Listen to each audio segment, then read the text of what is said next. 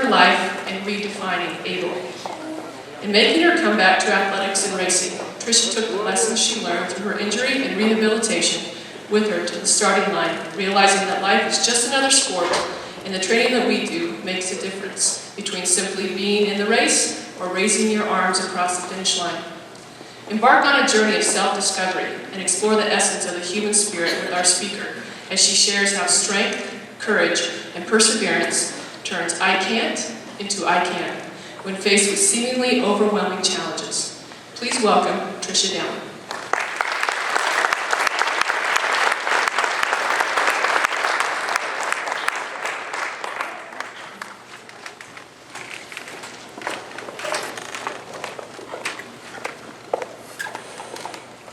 Never. Listen to the sound of that word. Never. I had a writing teacher who once said, never use the word never. It sounds so serious, so permanent, so final. Imagine putting hours and hours into your workouts and your training and never being able to get in the game. Or imagine spending the hours studying here at school and never being able to graduate. Or imagine this, spending the most beautiful sunny day doing exactly what it is that you love to do, and at the end of that day being told that you'll never walk again. If you ask anybody who knows me, they can tell you that I spent the better part of my childhood years upside down. I was a gymnast even before my very first lesson. I started swimming at the age of 4. And in high school, on a beautiful sunny day, you can find me on the diving board, pretty much hogging the whole pool. So it was no wonder that when I took up cycling in my late 20s, that I became immediately obsessed. I spent all of my time with my cycling friends, racing and training. And when my girlfriends would go to the mall and try to find the latest fashions, I would be online looking for super aero race wheels and the lightest racing components I could find. And on sunny days in the summer, when everyone else was asleep, I was getting up at the crack of dawn to go to the bike races. I loved my bike. So it was a day in May when the absolute worst thing happened. I was going to a bike race with my friend Andrea. She had spent the night at my house because we decided we would caravan in our 2 cars to the race, and our team was putting on this race. So we get up in the morning and we get all suited up in our jerseys and our Lycra, and I said, oh, you know, Andrea, why don't we go down the street here and grab some food to fuel up for this big race? And so she said, okay, that's great. And we went out to our cars, and I put my bike on the top of my brand new SUV, and Andrea put her bike on top of the car. And we drove down the street in the area where I live in Denver, and we were going to go to the bagel shop. So we get down there, and I'm looking for a parking spot, and Andrea's behind me in her car, and I don't see any spots along the road, but I see a parking garage to my left. So I think, okay, well, I'll go park in the parking garage. Well, I have this lead foot, and I slammed it down on the accelerator, and I turned into the parking garage, and I heard this big crunch of metal the minute I went through. I had forgotten that I had just put my bike on top of my car. So I get out of my car and I'm screaming and I'm crying. I fall to the ground. I can't believe I'm on my way to a bike race. I've spent my last dime on this beautiful racing bike, and I've just run it into a parking garage. And so Andrea came over to me. She said, I'm sorry, I tried to do something, but there's nothing I could do from my car. I couldn't honk fast enough. I couldn't tell you that you were about to run your bike into the garage. And so we picked it up and we put it into my car and went inside the bagel shop, and the young man behind the counter, he said, ma'am, I saw what you just did to your bike, and I'd like to offer you your breakfast for free. So I said, thank you, sir, I really appreciate that. And we went off to the bike race, and when we got there, all of our teammates came up to us and they said, Trish, where's your bike? Why aren't you warming up? What's going on? And I had to explain over and over again that I just smashed my bicycle. Well, as I found out that day with cyclists, it's not a matter of if you run your bike into the garage, it's a matter of when. Every single person I talked to had a story about running their bike into the McDonald's drive-thru or into the garage at their girlfriend's house. So I felt a lot better by the end of the day. And one of my teammates came up to me and she said, I know a bike builder in town and he can help you get a new bike, very quickly so that you can get back into the bike races. So I went over to this guy's shop and he measured me up and he said, okay, I'll have something here for you within the week and I'll build it up as quickly as I can and you'll have a brand new bike. So I was like, fine, that would be really great. And 10 days later, I go back to Joe's shop and he pulled out the most beautiful, shiny, red and yellow racing bike I had ever seen. And on top of it, it matched my jersey to a T, which in women's cycling is very important. We all like to match. And so I took this bike home, and if I could have that night, I would have slept with it in my bedroom. That's how excited I was to have this brand new bike. You see, my goal was to be a professional cyclist. I wanted to be on the bike racing tour and travel the country with a whole team of women racing in the packs of Olympians, and that was my goal. And so this bike was the bike that was going to do it for me. So that summer I took that bike, I went to Indiana, I went to Pennsylvania, I went to Wisconsin. I raced across the entire country for a whole summer. And when I got home, I knew that that was in fact the best goal for me. So I started lining up my coaching staff. I found somebody to help me with my weightlifting, and I found a nutritionist and a cycling coach, and I was all ready to do everything I needed to do to become the best bike racer possible.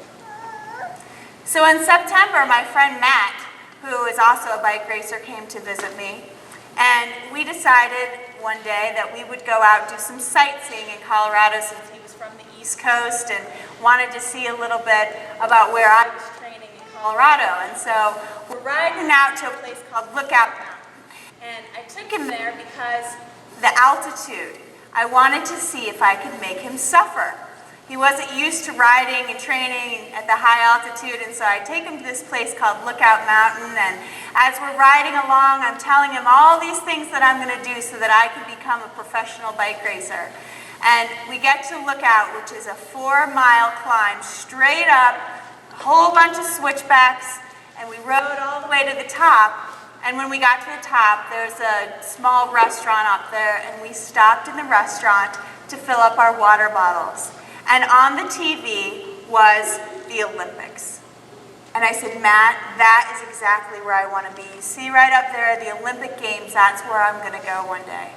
And so we talked a little bit about it and about how cool it would be to be a bike racer and represent our country and all these great things. And then we got our water and got back on our bikes and headed down the mountain. We were going probably over 20 miles an hour heading down these switchbacks. And then we got into town, into Golden, and we passed Coors Brewery and all the old landmarks that I normally pass on this ride. And then all of a sudden, there was a car coming from the opposite direction. And that car was heading west while we were heading east. And it got into the turn lane and started to make a turn just as we were crossing a side street. And I saw the car coming, and I saw Matt heading toward the car, and Matt had to make a quick maneuver steering to get around the car. And I thought, well, that's weird. Certainly that driver must see that she almost hit Matt. But in that very instant that I thought that, I realized that driver saw nothing. And here I was going straight toward the bumper.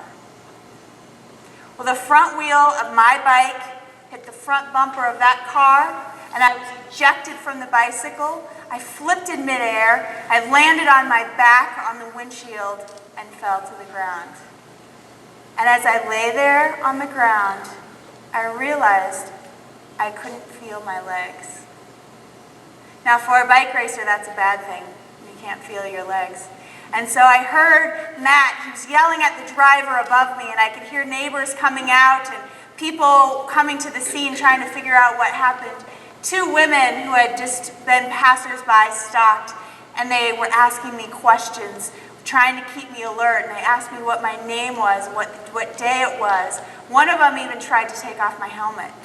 Unfortunately, I was conscious enough to ask her not to do that because I knew it was stabilizing my neck perfectly. And so finally, after what seemed like minutes or hours, the fire truck arrived, the ambulance arrived, they put me in a neck brace, put me on a stretcher, put me in the ambulance, and took me to St. Anthony's Hospital in Denver. When I got there, the ER doctors came and they surrounded me and they cut off all of my cycling clothes and pulled off everything that I had on me. They put me through x-rays, through CAT scans, MRIs. They put me through every test imaginable. And at the end of that night, they were able to tell my family and my friends that I had sustained a spinal cord injury at the middle of my chest and that I would never walk again. And on that night, everyone around me saw my dreams die. They saw that Olympic cycling, that professional cycling, all those dreams and aspirations were no longer there. And so I spent 3.5 weeks in St. Anthony's Hospital just wondering what the rest of my life was going to be like. I was 31 years old. I wasn't married. I was just beginning what I thought was the rest of my life. So while I was in St. Anthony's Hospital, they gave me a little chance to heal. I had shattered the entire length of my back. I broke 2 ribs and my scapula and had various internal injuries. So I was in the intensive care unit for 3.5 weeks before I was transferred to Craig Hospital, which is a rehabilitation hospital in Denver. When I got to Craig, I was met by a team of specialists. I had a doctor, a nurse, a physical therapist, an occupational therapist, and a recreational therapist. And their job as a team was to put me through one of the most difficult courses of my life, and I call it Life 101. When you get injured and have a spinal cord injury and end up in a wheelchair, you have to learn how to do everything all over again. I didn't know how to get in bed anymore because I had to do a transfer from my wheelchair into the bed. I didn't know how to get into the shower. I didn't know how to get into the car. I didn't know how to drive anymore. And so I went through the paces with each one of these professionals every single day so that I could relearn to do the most basic things in my life. Well, one of the first people I met with was Stacy. She was my physical therapist. By the way, here are some pictures of what my bike looked like after hitting a car and what I looked like after hitting a car. So I meet with Stacy, my physical therapist, and she takes me into the gym at Craig Hospital, and she put me on a mat. It was an elevated mat above the floor. She transferred me out of my chair by lifting me up, putting me on the mat, and lying me down flat. And she said, "Now Trish, the first thing you're going to learn to do is sit up." And I looked at her and I thought, what do you think, I'm stupid? I sit up every morning first thing when I get up out of bed. And she said, okay, if you think you're so smart, let me see it. So I'm lying flat, and I try to recruit all my muscles to get me to sit up, and not a single thing moved. I had no idea what it meant to be paralyzed from the chest down, but it means you have no use of those muscles anymore. So I couldn't do the most simple thing, which was sit up, which is the first thing that each one of you does every single morning. And I lay there on the mat, and my eyes welled up with tears, and I said, Stacy, what am I going to do with the rest of my life if I can't even sit up in the morning? And she said, you know, Trish, there's something that you need to learn while you're here at Craig Hospital, and that is that you will still be able to do all the same things that you've ever done, but you're going to have to learn new ways to do them. And so I did that day. She taught me this convoluted roll over to the side, put your elbow in the mat, push yourself up, pull up, and you can finally sit up. And by the end of that day, I did learn how to sit up. but I also learned that I was going to have to do things a little bit differently from now on. I had an occupational therapist that I'd meet with after Stacy, and her name was Ina. And the thing I liked about Ina was that she was the same height standing up as I was sitting down. So we usually saw eye to eye. And Ina said to me, Trish, my job is to make sure that you can still do the things that you need to do on a day-to-day basis, getting around the kitchen. I need to make sure that you still know how to get through the kitchen and cook a meal. And I said, Ina, you just said still. And still would imply that I was cooking meals before I got injured. I said, Ina, I never cooked a meal in my life. I said, get me the phone and the phone book, and I'm going to show you a new way to do this. And so, needless to say, I passed through my occupational therapy but didn't cook any gourmet meals. But the last thing that I did was met with a recreational therapist. And she was the most important person in my recovery because her name was Claire. And Claire came into my room and she said, Trish, you came in here an athlete. I want to make sure that you leave here an athlete. She said, what do you want to do? And I said, well, I was a cyclist before, so maybe I'd like to try one of those hand cycles that I've seen that you have down in the rec therapy department. So she took me down there and she lifted me out of my chair and she put me into a bike that looks like this, and she took me to the park and I put on a helmet and started riding, and it was the hardest thing I'd ever done before. I wasn't used to using my arms in that way. I was used to riding my bike 80 and 90 miles at a time, and I could barely make it a mile around the park in that hand cycle. But at least I had that feeling of the wind rushing through my hair, and I realized that maybe this was doing the same thing I'd always done, but doing it in a different way. And then she said, well, what else do you want to do? And I said, well, maybe one day I'd like to do the Boston Marathon or the Boulder. So maybe we could try that racing chair. And she said, okay. So we did the same thing. She put me into the racing chair and she took me to the park, and I pushed and I pushed. And I had been lying in a bed for 3 months at this point, so I wasn't very strong. But I made it again, another 1 mile around the park in the racing chair.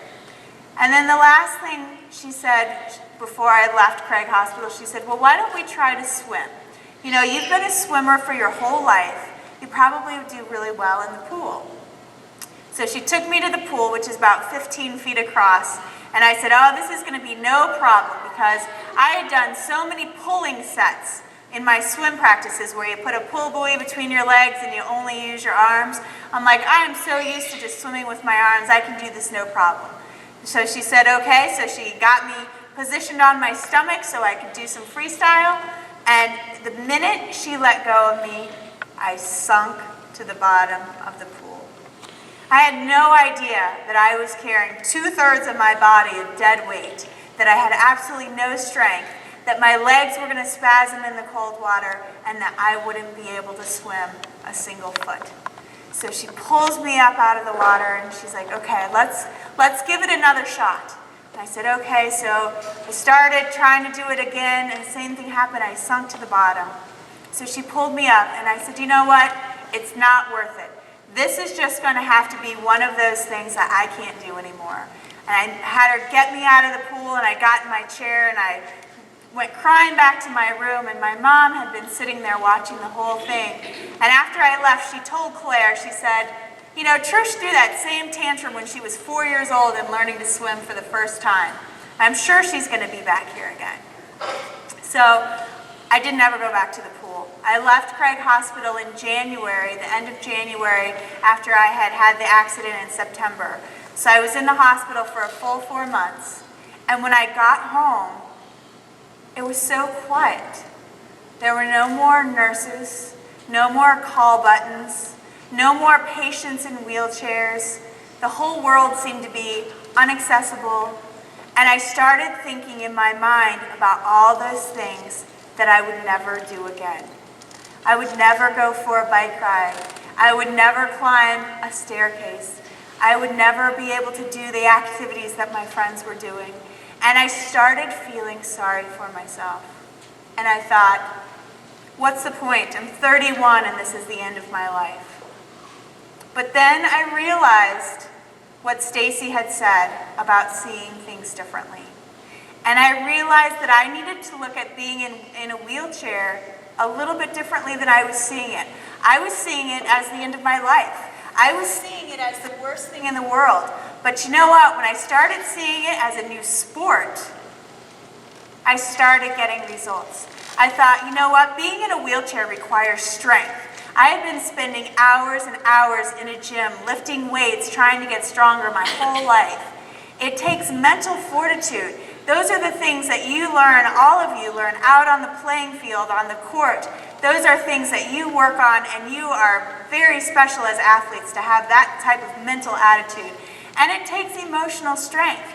And when I realized that being in a wheelchair takes everything that I'd ever learned in a gym, in a swimming pool, on the diving board, then I started seeing it differently. And I started realizing that, hey, I've mastered sports before, I can master this wheelchair. And that was the beginning of a new life for me, just by changing the way I looked at it. So I got on the phone. I called Claire and I said, you know what? I'm ready to try to swim again. So she invited me back over to the hospital, to the rehab pool. She put me in the water and she said, okay, we're gonna start from the very beginning. Remember when you were 4 years old and you'd lay on your back in the water and you'd do the back float with your coach's hands underneath your shoulders? She'd pull you through the water. We did exactly that. And we did that for, I don't know, an hour. And then she said, let's start stroking. So I started doing the backstroke and started moving my way across the pool. And by the end of that lesson, I was able to swim across the 15-foot pool at Craig Hospital. And I knew if I could swim 15 feet, I could swim as many feet as I wanted to. I just needed to put in some practice. So I started meeting with a friend at the swimming pool. And the first day we went, I made it probably 25 yards across the pool. And then the next time we went, I went down 25 yards and came back and did 50 yards. And each time I went to the pool, I did a little bit more and a little bit more. And the same thing as on the hand cycle and the racing chair. I kept doing a little more and a little more. And finally I realized what I missed the most was competing. I'm an athlete. All of you are athletes. We love to compete. And so I decided I know how to swim, I know how to ride this bike, and I can push the racing chair, which is how you do a running race. So why don't I try the sport of triathlon? Well, I called this race director in Fort Collins and I said, hi, my name is Trisha Dowling and I'm in a wheelchair and I'd really like to do your triathlon. And there was absolutely no response on the other end of the line. And so I explained to him, I said, you know, I know how to swim, I know how to ride this hand cycle, I know how to push this racing chair. Can I come to your race and do it? And he said, you know what, I have no idea how to help you, but if you can bring some people who can help you, you're welcome to come to do my race. And so I get there, first thing in the morning, and I'm sitting in my wheelchair and I'm wearing a swimming suit, and people are looking at me like, what is that girl gonna do in a swimming suit if she's in a wheelchair? But I was the last person to get in the water. I had my 5 friends on either end of the pool so that they could cheer for me as I went up and back the pool and up and back. And by the time I was finished with the swim, there was nobody else in the indoor pool area. And I started feeling sorry for myself again. I thought, I don't want to be last place. I used to want to be a professional athlete. I used to want to go to the Olympics. I never wanted to be in last place. But my friends cheered for me and they said, keep on going, Trish, don't give up. And so I got out of the pool and they put me into this chair and they pushed me out to the grass into the transition area where my hand cycle was. They put me in the hand cycle. And as I started riding along on the course, I saw some other bikes out there. It was a 3-lap course, so even though I was on my first lap, there were people out there on their 3rd lap, and they'd cheer for me, and they'd say, go wheelchair racer, go wheels, and they'd call me all kinds of names, and not bad names, good names, and they were cheering for me, and so I was riding along. But then as I got to my 2nd lap and my 3rd lap, again, I was out there all by myself. And it gave me time to think about how I shouldn't be out here, about how I can't do this. I'm not good enough. And so I get back into the transition area and all the bikes are gone. And it's not because the cyclists are out on the course, it's because they're home. They left, they finished the race. I'm the only one out there. And so I get into my racing chair and I start pushing. I'm out on this bike path and I'm pushing and I have my head down and I'm lonely and I'm sad and I'm feeling sorry for myself. And then I look up and I saw a runner just ahead of me.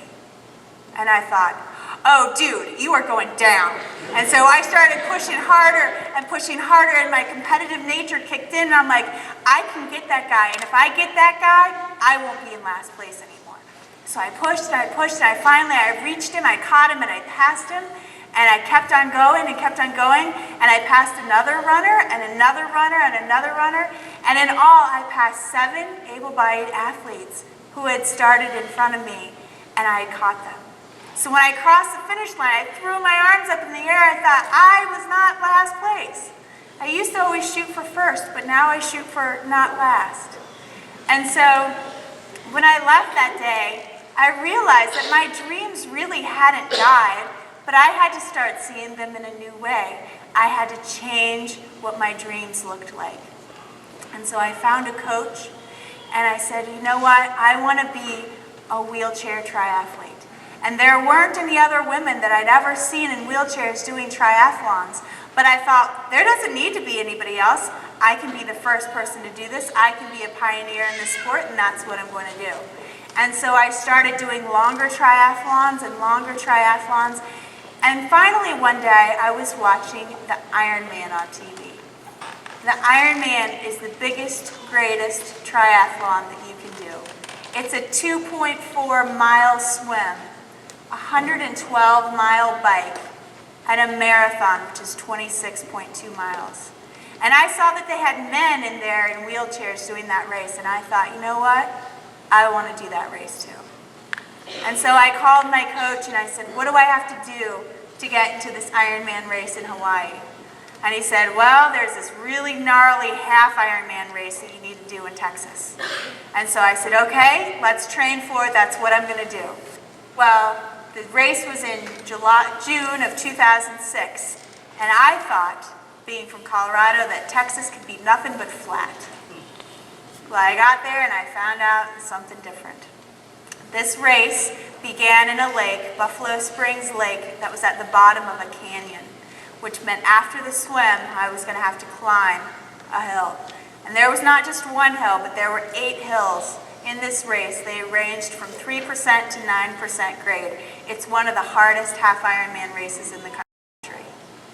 So in the morning, I got in the water, and I'm swimming along, and my coach had told me what kind of times I needed to have, because I had to finish this race in under 8 hours in order to qualify for the Hawaii Ironman.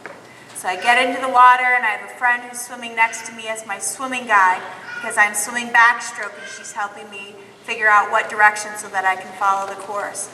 And I'm swimming along and I get out of the water. I even beat some of the men out of the water who were in wheelchairs. I was the only female wheelchair racer. There were 6 men. The good thing for me is I was going for one slot. There was one available slot to go to Hawaii, so all I had to do was finish in under 8 hours. For the men, there were 6 men going for 4 slots, so 2 of them weren't going to make it. Well, I beat some of those guys out of the water, so I was feeling good about myself, and I had my support crew there. My girlfriend Roberta was there, and my husband Steve was there, and they helped me get out of my wetsuit and get into my hand cycle and get ready for the 56-mile ride. Well, at the same time, one of the guys was getting out of the water, and he was getting ready for his ride, too. And I looked him up and down. He was dressed all in pink, down to his fingernails. He had pink fingernails, and I thought, what is up with this guy? And so I took off, and he got off a little bit ahead of me, but he wasn't too far ahead of me during the whole race. And so every time we'd go out and back on a road, the course kind of was a clover leaf, so it would go out and back and out and back. And so every time I was going out, he'd be coming back and he'd be yelling at me and saying, go girl, you can do it. tell me how the wind was or how the terrain was, and I started asking Roberta and Steve, I said, who's this Pinky guy? He's just all in pink and he keeps talking to me. Who is he? and we didn't know, but we kept calling him Pinky the whole race, and so every time I would be on a hill going real slow and Roberta or Steve would be walking next to me, they'd say, oh, you know, Pinky's just down the road from you, he's not too far ahead of you. So I had a rabbit to chase during this whole entire race. Well, I finally get through the 56 miles in 5.5 hours. And I got into the transition area where I had to get into my racing chair again, and I was spent. I was like, there's no way that I can get through this race. I am exhausted. Well, I had some handlers there. Those are the people that also help you in the transition area, help lift you into your equipment or help you with anything you need help with.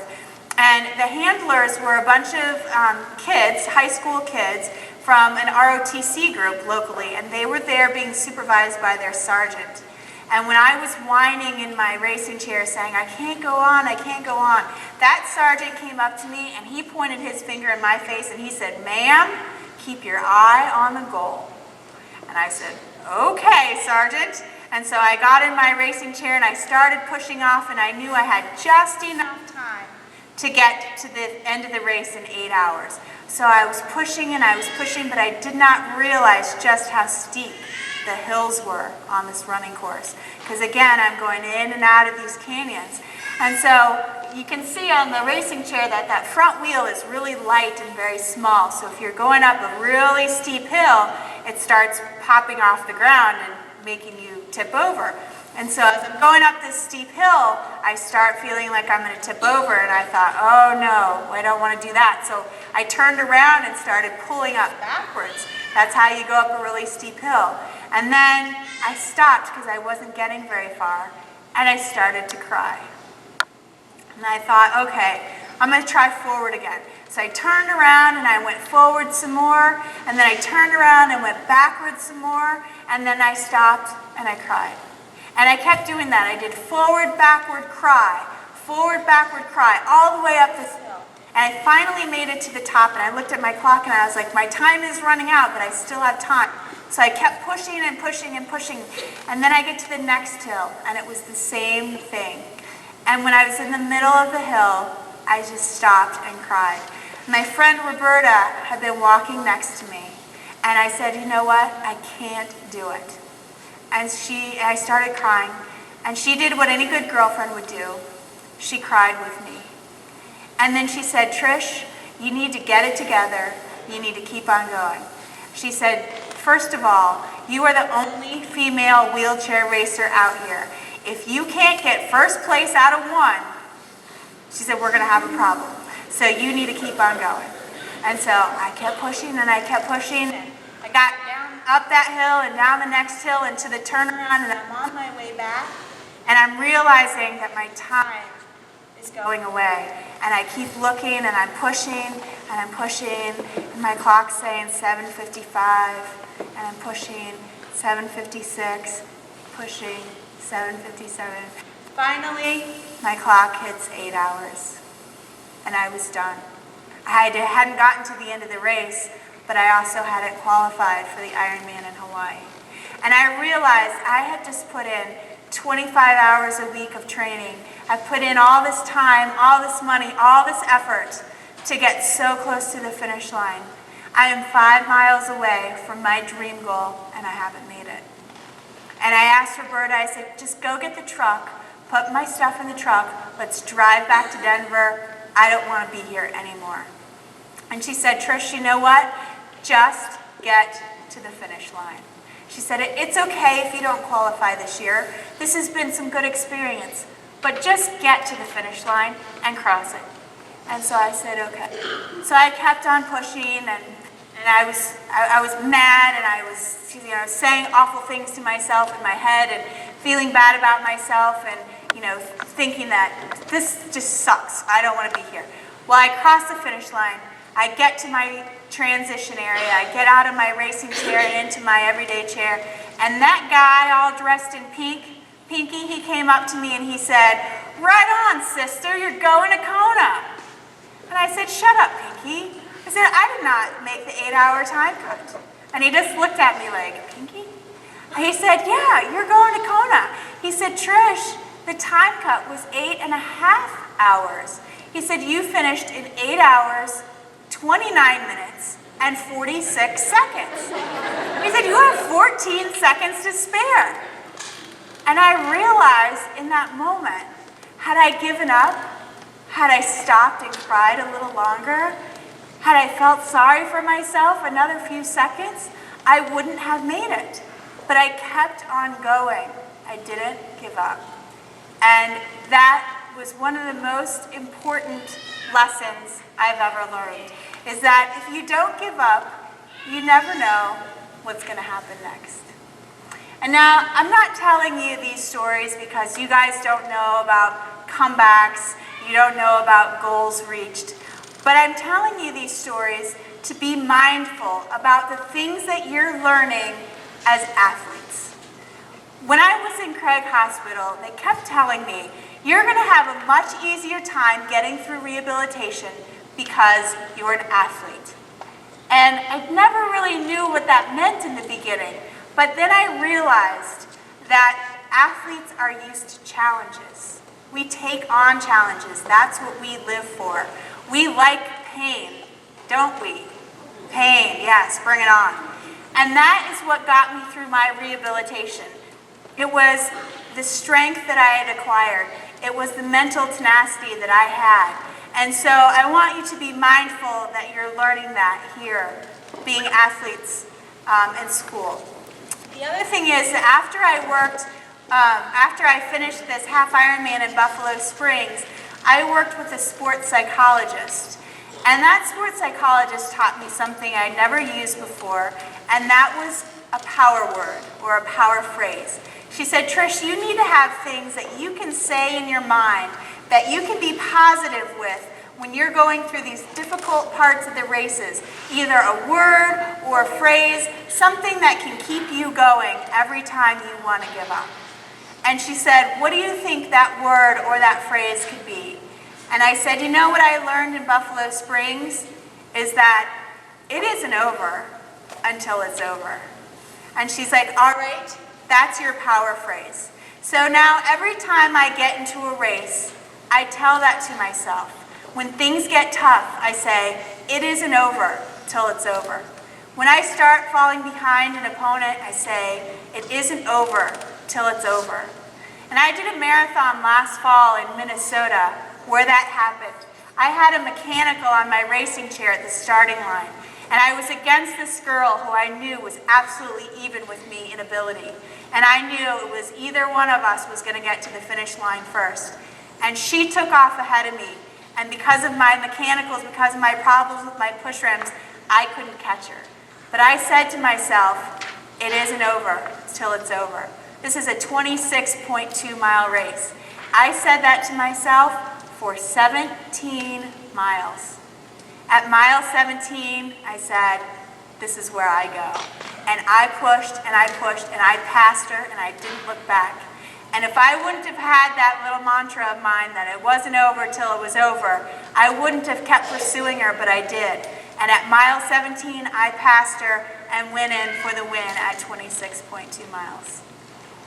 And the last tip or lesson that I want to share with you is that in sports, in work, in life, it's so important to ride your own race. And that's something I learned as a cyclist. On a day when I was having a bad race, I was falling behind the pack, I wasn't doing well, and I had a girl come up from behind to me and she said, you know what? Ride your own race. She's like, sometimes you're not going to be with the pack. Sometimes you're not going to be doing the things that everybody else is doing.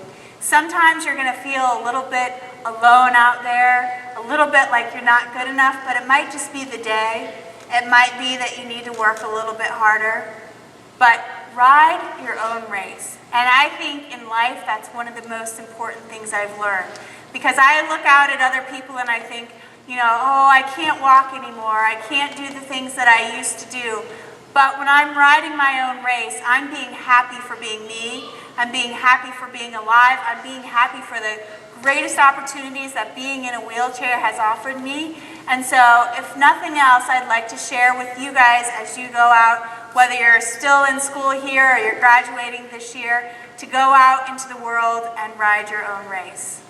And I want you to realize that life is full of finish lines. It is an endurance race. You are going to have as many Ironmans and half Ironmans as you can handle. They might not be in the form of swimming and biking and running, but they're going to be in the form of true tests to your ability physically, mentally, and emotionally. And I want you to go for those finish lines and know that you deserve them, and always cross them with your arms up, your fists pumped, and knowing that you did the very best you can. Thank you very much.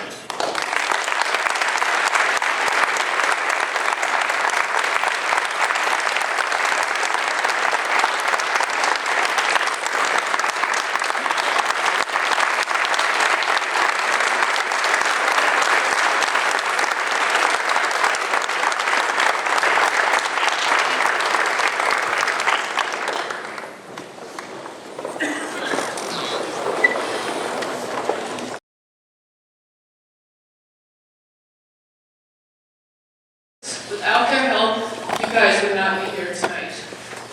The first one tonight that I would like to recognize is the FBG Service Corporation.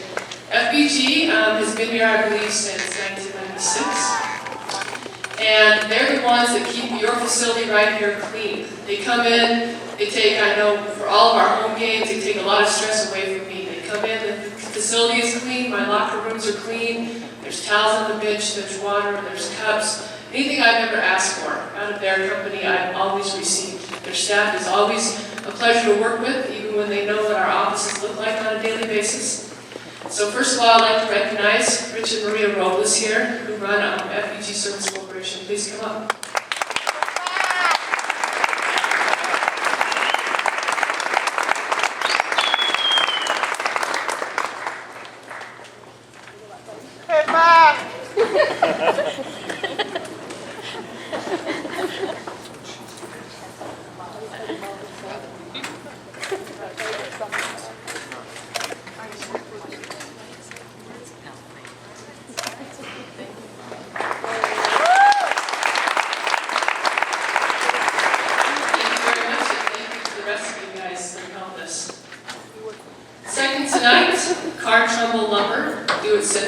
Jim Trumbull is here to accept the award for his staff.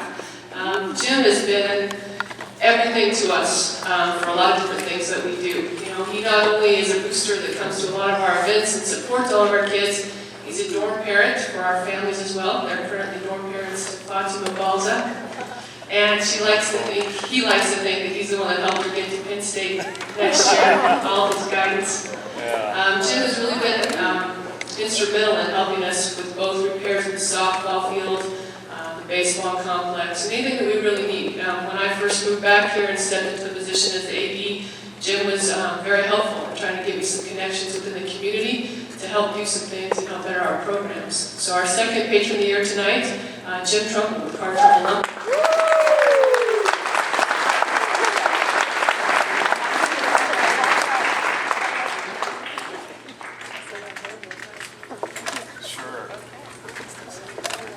That's scary, Pat, to say, I want to say a few words.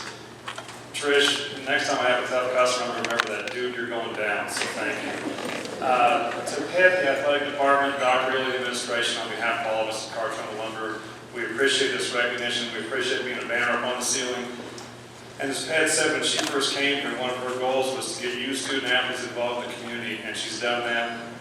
And as a corporate sponsor in a company and a person living here in the community, we really appreciate seeing you young athletes, student athletes out in the community. It really is nice to see you interacting. On a personal note, as she mentioned, on behalf of Brenda and myself, we have had the fortune to be dorm parents for many years now, and it really has been a great time. We've been lots of places to watch the volleyball team and had the chance to watch many of you student athletes perform, excel, and have great success. So we thank you all for that very much. Thank you.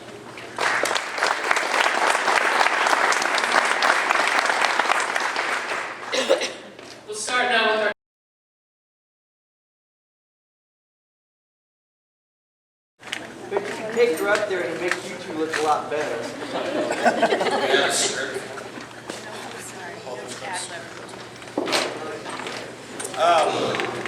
I won't stand up here and talk very long. Any of you that have had my classes, you know I don't stand up and lecture. And I'm not very good at this thing. Just a few comments about the season. We set out a goal. We wanted to have a playoff game here at home in Scottsbluff. That means we had to finish in the top 2 within conference play. In order to get that accomplished, we set out a goal to finish 25-5 in the conference. We came up a little bit short of that. We did come up as the number 2 seed in conference play and got ourselves our home playoff game. By getting that home playoff game, we reached quite a bit. For a team that was loaded with quite a few freshmen, we got an awful lot of things accomplished. We're going to return a strong group of guys for next season.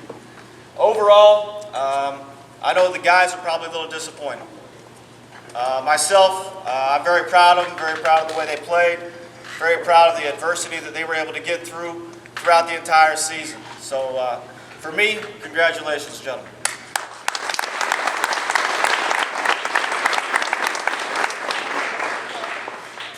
All right, we have a couple of awards to give out then. First off is the MVP, Most Valuable Player. For me, Most Valuable Player means somebody that you have to have on the field as often as possible, somebody that is kind of that glue to your team. And in the game of baseball, similar to all sports, defense is key. You got to have defense. You got to play solid defense. If we can stop the opponent, we got a great chance to win a lot of ball games. So for us this season, we had one player that we really had to have out there as often as possible. Tired, sore, cold, it didn't matter. We needed Josh Parker out there on the field for us as often as possible. Congratulations.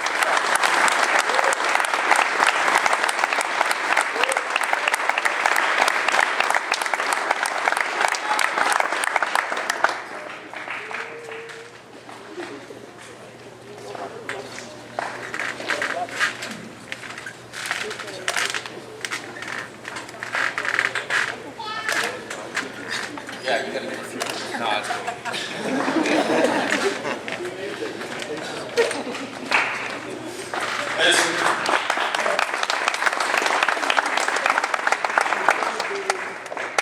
And when it comes to the Cougar Pride Award, for us the Cougar Pride Award goes real deep. You're talking about an individual that not only has performed well on the baseball field, but somebody that's done very well in the classroom, somebody that is a model citizen here in the community. For us, we went with a young man that has done very well academically as a freshman here, above a 3.0 GPA in the fall. I'm sure he's going to repeat above a 3.0 again this spring. And not only that, but you're talking about an individual that comes here and English is kind of his second language. He wasn't born and raised here in the States. This is a young man that comes from a different background. And he's taking classes like anatomy and physiology. He's not taking really simple courses here. He's not just involved with the ESL program. This is a gentleman that has done extremely well, somebody that we're very proud of, and Elvis Garcia is our Cougar commissioner. Unfortunately, Elvis didn't. What's that? Yeah, he's studying for his chemistry. That's great. Excellent. All right.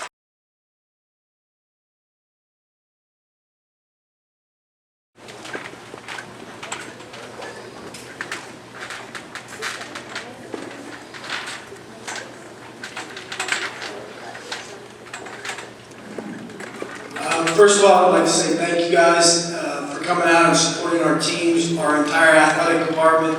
It's a tremendous honor for me to be a head coach of a program such as the men's basketball team, to be a part of the department at WNCC, and the Cougar Athletic Program has such a rich tradition, and I'm excited to be up here once again in a second year and to see the progress being made. But for us to do that, we have to have certain things in place, and obviously the players are the reason why we have a lot of success on the court, but a big reason is all the other support. And so with that, I want to recognize a couple people. First of all, my wife, I want to wish her happy Mother's Day. She's in the back over there.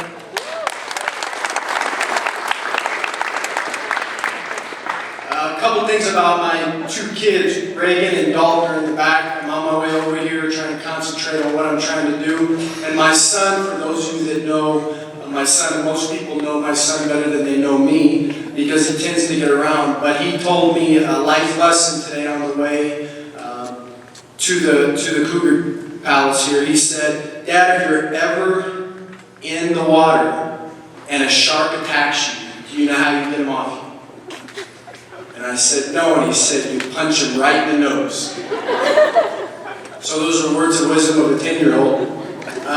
My daughter, see, our players at times get annoyed by all the rules we have and the different things I expect of them, and obviously if something doesn't happen, they always want to point out, and I say, "Hey, you have to understand when you're at my house with a 10-year-old and a 5-year-old and a wife, they're going to point out my flaws. So, we don't need your assistance in that respect." But one day I was talking to my 5-year-old, and she kind of said something to my wife, and she just kind of snapped at her, and I told her, I said, "Reagan, please do not talk to Mom like that."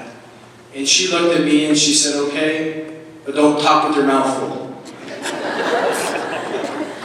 So anyways, I'm not perfect. Our players know I'm not perfect. Everybody understands that. And with wife and kids, it's very humbling to be in the position that I'm in. And obviously I know a lot of success we've had in the past and in the present, hopefully in the future, is attributable to a lot of other people. Mary Weiss is not here today. She's our administrative assistant, but she does a lot for our department. And we really appreciate that. So let's just give her a hand even though she's not here today.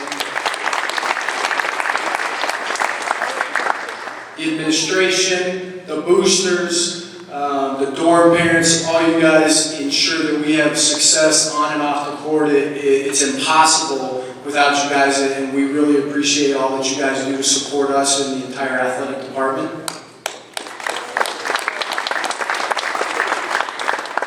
And a couple people who impact our day-to-day operations I think are worth recognizing, and we recognized them earlier as a patron, one of the patrons of the year in FPG, but I really want to extend a thanks and appreciation to Maria and Rich Robles and the custodial staff. We really appreciate what you guys do, and I know I'm a major pain in the butt at times trying to work around our guys' schedule, trying to work around everybody else's schedule, but it's very important what you guys do, and we appreciate that, and we have something for you, Maria. Come on up.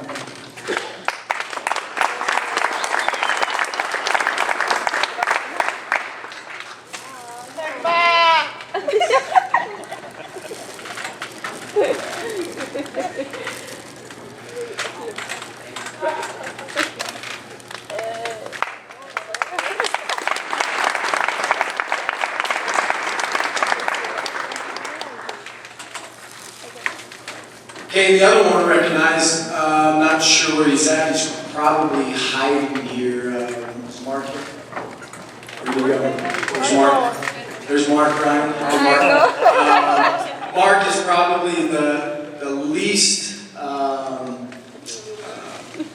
receives the least amount of publicity, but gives the school the most amount of publicity because of what he does in terms of taking pictures, in terms of being in advance. He's here before anybody's here tonight. He's here after games. He's writing stories. He's doing whatever he can. We have a tremendous website which has archived files, archived photos, things that nobody else in the country has. And it's impossible for that to happen. I know I was a former sports information director, and I know how hard that is to get the pictures, how hard it is to write the stories in a timely fashion and get them out there on time. Mark does a great job. And I know everybody knows that. Everybody appreciates that. Unfortunately, earlier this semester, he lost his hard drive, which has just his life on there, and we're sorry, obviously, that happened to him, but we at least want to recognize Mark for all of his work, and we have something for you, Mark. Come on up.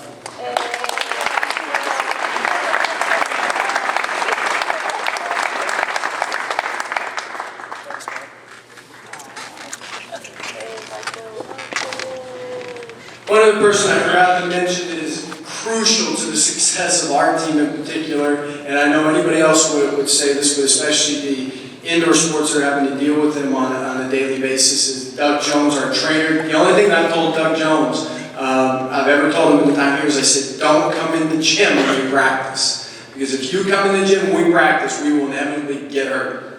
So that was the only thing I ever asked of Doug, and he doesn't do that, which is great. But he's always available for our guys. Our guys are in there quite a bit, and I know all the other sports utilize him, and we really appreciate what he's done, and so we just want to recognize Doug.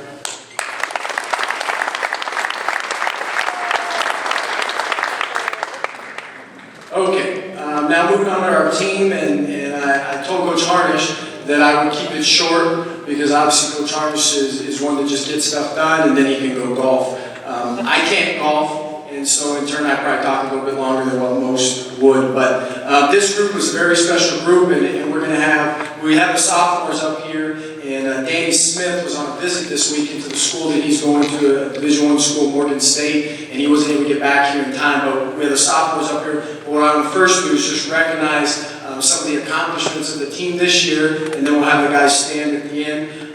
We have some guys that are playing during the year, we have some guys that are redshirting, we have some guys that are thinking about redshirting, some guys that are just practicing. It depends on the circumstance, but without the contributions of every guy in here, we wouldn't have the success that we've had overall. And some of the things that we accomplished this year is we won 25 games. This year we had the best record in the region, regular season. This year we were the East Sub-Region champs. We swept the rivals Eastern Wyoming, Casper, and Northeastern Junior College for the first time in almost 10 years, which is a great accomplishment. We're 14-1 at home. Won 16 out of 18 down the stretch, which I think is a sign of a maturing program when you're winning games late and you're winning games on the road. And this team in particular was very good on the road, and we only lost one game second semester on the road. And just overall as a team, I think this team really came together and grew a lot, and I think that the future is obviously bright for the program, and we're very appreciative of the contributions. So I'd like to have the guys stand up in the back so we can give them a hand. Stand up, guys.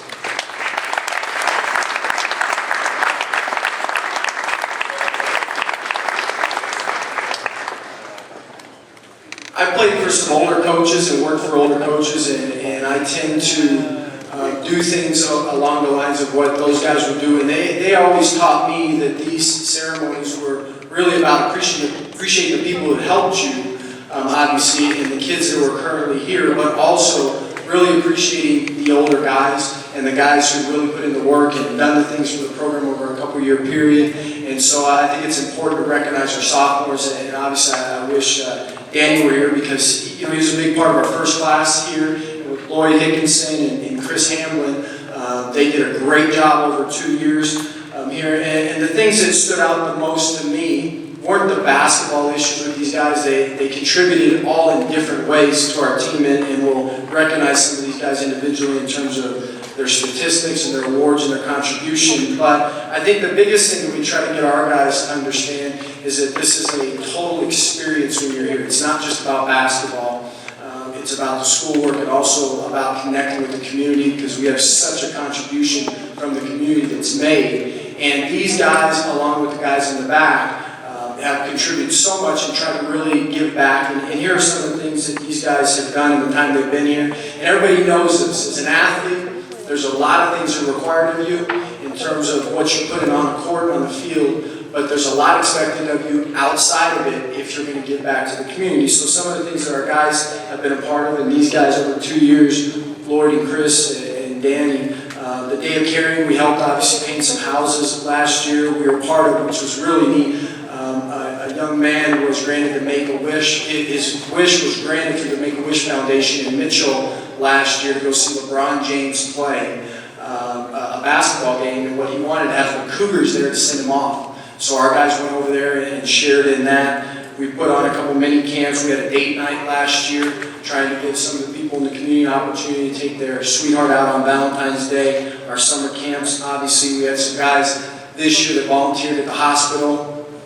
When we had a flu shot clinic, we spent a number of times at the Guadalupe Center. We had guys participate in Earth Day. The Dr. Seuss Earth Day was this year. I don't know if you guys realize that, but that's true. It happened this year. Our guys were part of the reading program to third graders. Our whole athletic department is part of the state with the Cougars, which has been a great success that I know Jen's been a part of creating. And then we try to go every year and connect with some different elementary schools and just have our guys go in there and do some different things just to connect with them, to help them understand our guys, despite their size. We're little like them at one time, had a similar dream to what Trisha was talking earlier. And we spoke this year at Lincoln Elementary and Guile Elementary, and a big part of that is these guys just being open every time to doing those things. And I'll tell you without a doubt, and I know our team would agree with this, but these two guys, and Danny included, Danny's kind of the mouth of the three. These guys are just, they're kind of silent and getting their things done, and Danny's a little bit more outspoken and demonstrative, which, is great because you appreciate each one of those guys for their uniqueness. But these guys in particular, if you ask them to do anything for our team, for anybody in the community, for anybody on campus, they would try, and they would try to do it with enthusiasm, and we really, really appreciate what these guys have done and as sophomores on this team, and they've established a legacy that I think people will remember for a long time, and obviously wish them luck. But probably the greatest accomplishment, or going to be an accomplishment for all three of these guys that are online, to graduate this year with their 2-year degree and move on to 4-year schools. And that's what this whole thing is about, is getting these guys to get their degree and move on to the next level. And we're committed to doing that, and hopefully the guys in the back will continue to work towards that as well. But we really appreciate these guys, and I'd like to give the sophomores a hand here.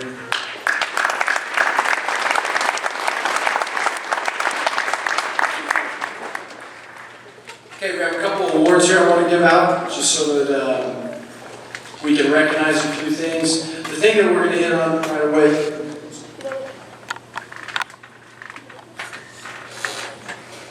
is some of the statistical awards that we want to have.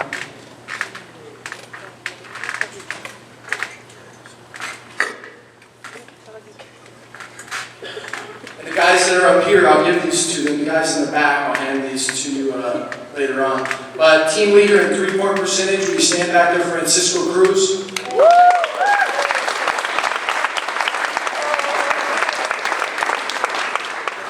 Team leader in assists was Daniel Smith. He is not here.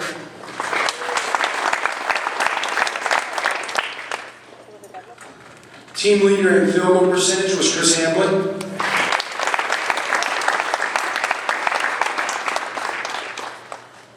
Team leader in steals was Daniel Smith.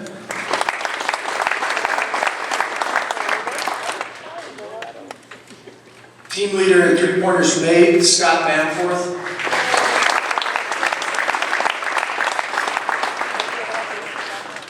Team leader in total rebounds, Francisco Cruz.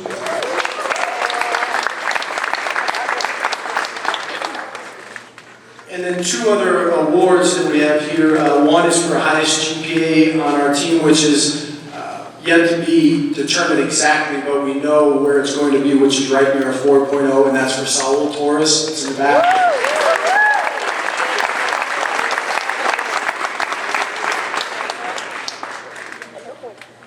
And then this award is for our team leader in spirit, and basically what this is, last year, Daraja Wilson got this award, and basically, from my standpoint, it's a person that epitomizes just being a great teammate and trying to cheer each other on when things maybe aren't going your best or somebody else's best, and somebody pulling for another guy. And I know our guys wouldn't disagree with this, because anytime somebody who's maybe down, to try to pick them up, even when they were playing or not playing, they had enthusiasm. And our team leader in spirit was Lloyd Hickinson.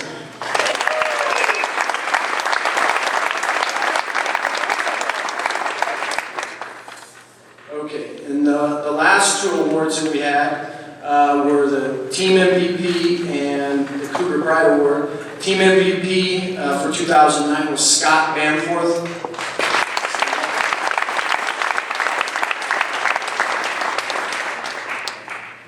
And this is our final award that we give out, and this was the award that I think epitomizes the most of what we're about on this campus, in this community, and it's a Cougar Pride Award, and it's the person that I think was most about what our philosophy is, pursuing the mission, committed to trying to do the right things on and off the court. That doesn't mean that they were perfect by any means, but showed so much growth in a 2-year period here and came in with a certain goal in mind, and maybe it was lower than what it was at the end, because I know he didn't expect necessarily to get a Division I scholarship and be in a position to have 4 years of school paid for, but because of his commitment and his dedication to our program and to getting better, I think that's why this happened, and our Cougar Pride Award goes to Chris Hamlin.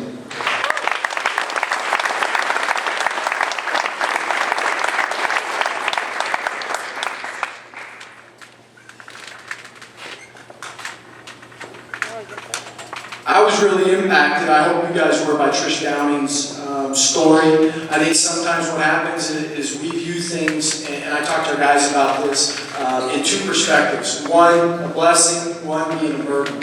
And I think hers is obviously somebody taking a tough situation and turning it into a blessing. And I think what's interesting is you have somebody up here who happens to be in a wheelchair, and for us to honor her, we actually stand up and give a standing ovation. And I think that's an amazing thing, that there's some irony in that. But I know I was inspired as I start to think sometimes about what are some of our shortfalls. Maybe I'm too short, or somebody else is too tall, or somebody doesn't run as fast as somebody else. And then you hear somebody who was in a position she was in and could have reacted in one way and chose to react a different way. But I know this, doing an Ironman triathlon for me would be nearly impossible. I'd about kill myself right now. And to see somebody in her position committed to doing that and finishing it and being rewarded for it, and now she's taking something that was true adversity and making it a blessing for all of us. I wish she was here to be able to recognize her again, but I know I was inspired by that, and I hope you guys. I thought she said she was leaving. You said she was leaving. There you go. Let's recognize Trisha one more time.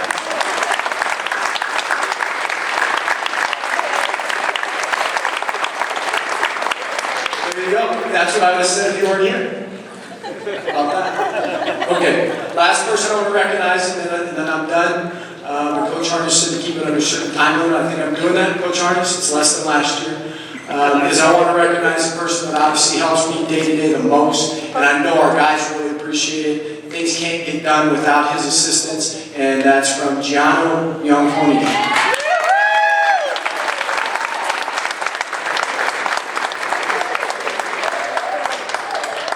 Thanks everybody for all your help, and wish you guys luck next year as well.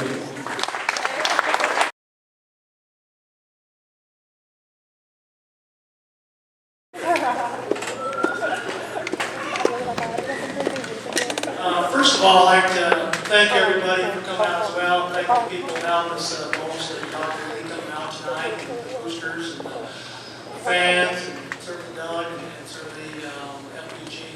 Thought they did a great job. And Coach Penn probably introduced herself as head coach of women's basketball usually, so is my assistant. But she did a great job this year. We had the regional tournament here this year, and I thought she did an outstanding job running the tournament, which is always very difficult to do. Talking a little bit about the season, and I know, knowing me, I'm always certainly probably one of the toughest people to keep happy, and whether the other teams or other coaches and all that. It was a very humbling year for Coach Penn and I, and not taking anything lightly. There's a lot of adversity we had to go through. We had a ton of injuries that probably people heard about. We had suspensions. We had a lot of issues that came up this year that typically haven't happened. And I know for myself, and I think Coach Penn, we've had years that have been very easy. And I think, you always go through some tough times. And I think you always think of the team and what they reflect back. It's always a tough night for, I think, Coach Penn and I, because you're losing some sophomores and some kids that, put their heart and soul into the year. And this team did that. And they may not think or feel that I appreciate their effort and what they did this year, because I think our program, and a lot of these programs here, if you don't win a regional championship, the season wasn't a success. And like I said, I think with everything that we went through this year, this team was kind of the blue-collar team. And the group of kids that we did stick it out with, the kids that did make it through the year with us, we were down to, I think, about 8 kids at one time. And we had Gianno practice with us, we had Coach Penn practice with us, and we didn't have Coach Joy's practice with us at times. So, it was a difficult year, but it was, from my standpoint, it was a year we had to grind and, overcome some things. And I think the group of kids that really hung through it and stayed with me and Coach Ben, we fought through some things. And, accomplished some goals we wanted to accomplish. We wanted to host the regional tournament. You have to do that by winning the sub-region. And we were able to do that. We came down from 19 points down with about 16 minutes to go in the game and had to win by 15 and ended up winning by 17. So there was no quit to this team. And like I said, I think they felt frustrated with some of the things that happened this year, but certainly it was not because of lack of effort, desire, and what we wanted from these kids. So I really, truly appreciate what they put into it. And it was a big accomplishment for me and Coach Ben. Now, winning regional tournament, but winning 24 games, which I think at one time we were lucky to think we were going to be 500. So I appreciate everything, girls, and thanks for a great year.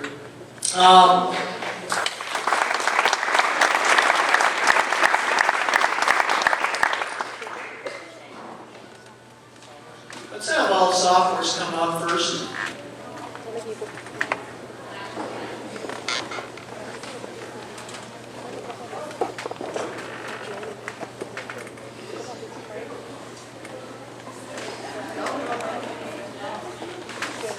I think we started out the year with about 14 girls.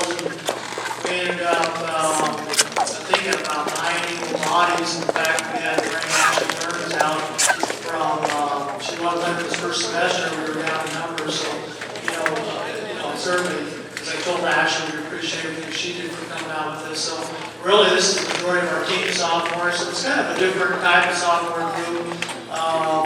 We only had 4 really true sophomores returning from last year's team, and then we were having to bring in some kids with some experience. And I thought we had 3 of the girls that did an outstanding job coming in and only being able to play 1 year for us with 3 transfers. 3 of those girls that transferred in here was Lorena, Julia,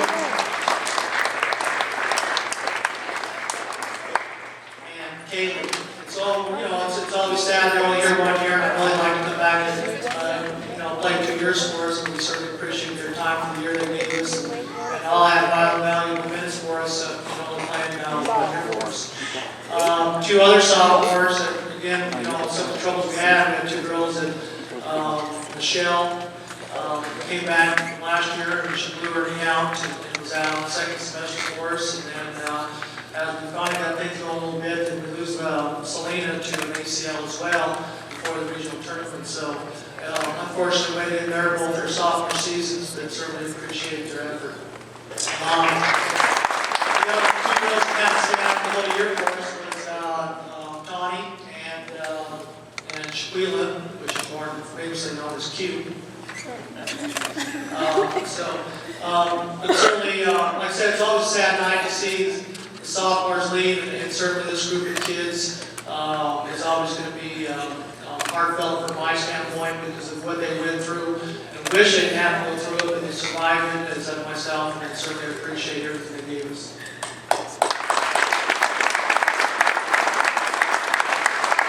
Our 2 awards, the MVP, and I think every coach has a little bit different philosophy of what that is, and this year our MVP goes to someone that I thought had to really change her role and do things that she really wasn't normally, I guess, in her position doing it. And we made her accountable for a lot of things, and certainly for me, playing the guard position has to be like a coach on the floor. And it's always probably tough for our guards and on the bigger kids because they really need to hopefully think and play the way I want them to and do the things that a coach would want to do. And this girl had to become, I think, more of a 2-guard and change her philosophy and her style and change it into a point guard, which she really didn't have, and I thought she did an outstanding job. Her hard work the last semester she put into shooting the ball probably saved our season in terms of having a really good chance of winning the regional tournament, and just a great leader in terms of what it takes to not give up and get in the gym and work harder, and she did that over the last 2 or 3 months, and it really saved, I think, our season, and that was Shaquila Davis-Q. 2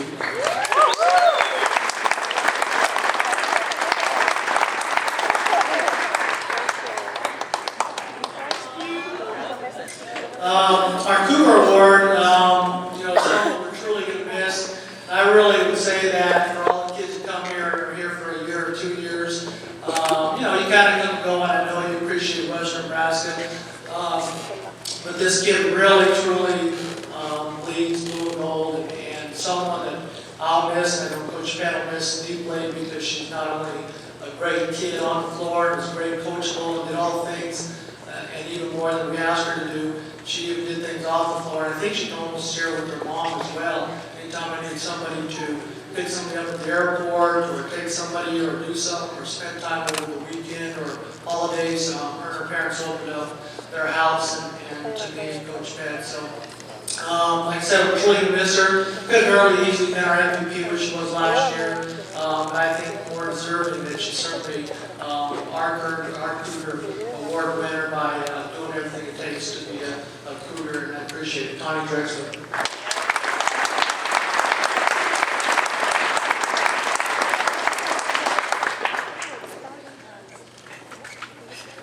Thank you. That's it.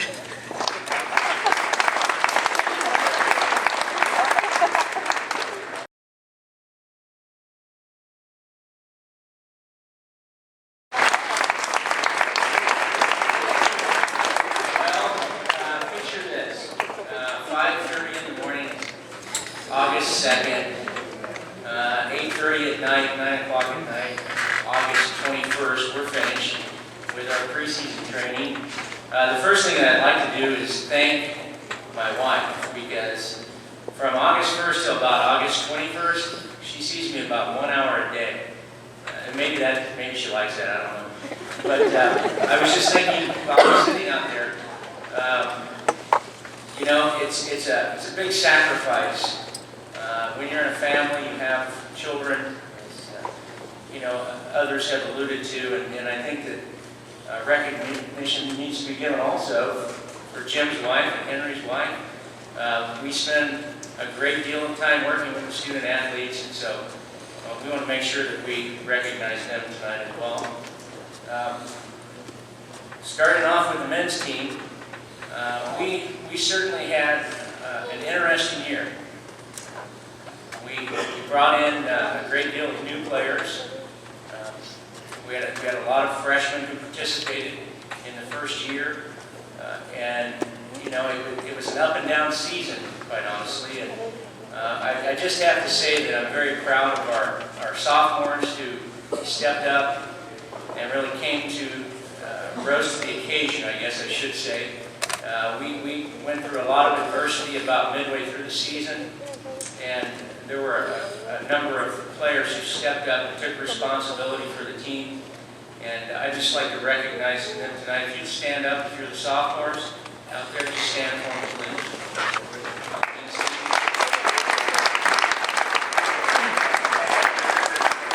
And they say there's a great deal of leadership that was demonstrated from some of those guys when we went through a great deal of adversity. And so I'm just very proud that we were able to bounce back and finish the season strong.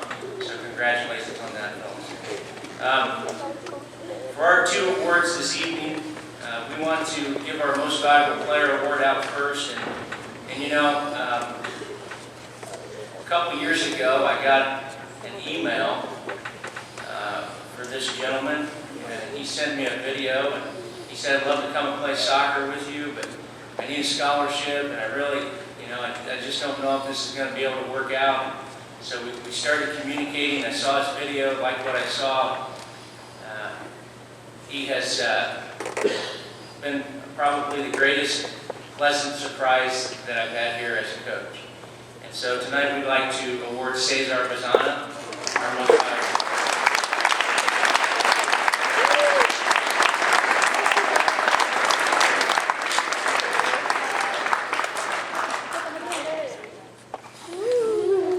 And he dresses better than me.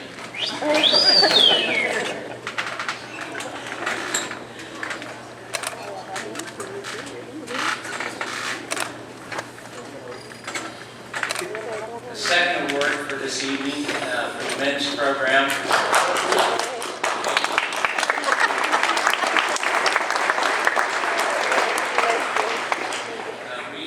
We each year have to pick a Cougar Pride Award, and and sometimes it's a very difficult task. Sometimes you have on your team more than one player who demonstrates a character in the classroom, on the training field, in the games, on the bus, in the motel rooms. There are usually a couple or even 3 or 4 players who demonstrate a great deal of character. So to choose is almost an impossible task, but we have to do so. And so as I thought back through the last 2 years, I thought about the person who demonstrated the most character in personal mental toughness through a lot of difficult situations. This gentleman came to me from Windsor, Colorado, and he suffered his first season. He did a tremendous job. He broke his foot just jogging down the road during the summer. And, you know, it was a long, hard process. I watched him struggle mentally and physically all season long, but he persevered. He's done extremely well in the classroom. He is what I consider a shining example of someone who demonstrates Cougar pride, and that is Mark Zigray.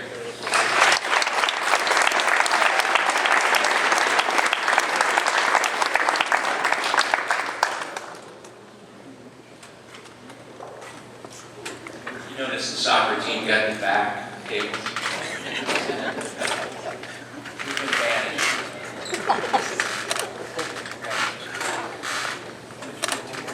Oh.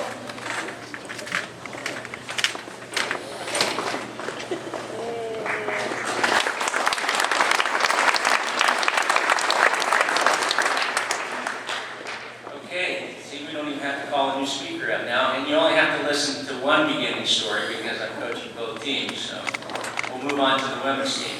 First thing I would like to do as well is, and I got to tell you this year, when I first took this job, all I had been coaching were male athletes. I'd never worked with female athletes before. Everyone gave me all these horror stories. In fact, Jim's brother Bill actually had some communication with me about his girls' team that he was coaching, and you know, quite honestly, I was a little apprehensive when I came on board here about coaching female athletes with not really any experience. I have to tell you that this year, I don't believe at any level I've ever coached a better group of athletes than I had on the women's soccer team. And one of the things that I think contributed to that was, again, the leadership of the sophomore class. So I'd like to have them all stand and be recognized today.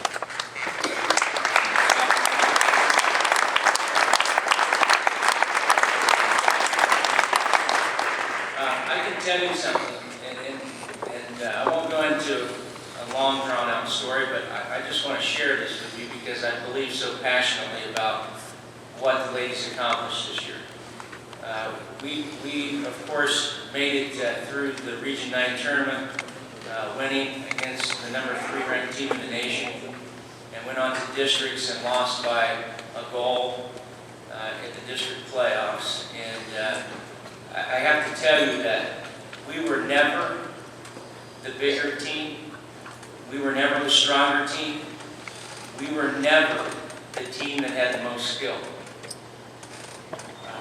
Now, during our regular season maybe, but from the time we finished towards the end of the year, every team we came up against was stronger physically. They were bigger than we were. They had better technical skills. But I can tell you something right now. I've never coached a group of ladies who played better together than this group of ladies that I've had here.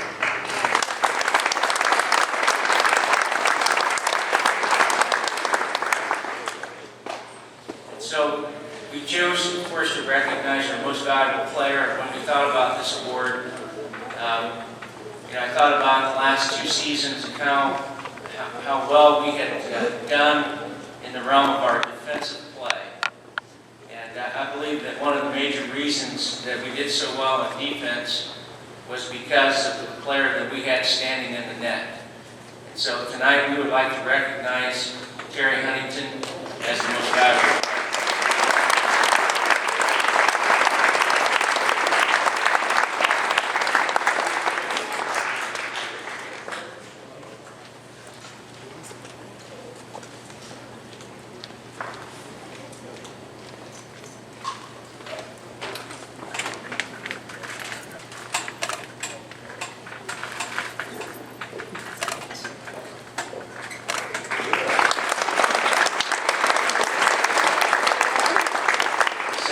award that we have this evening for the women's program is our Cougar Spirit Award.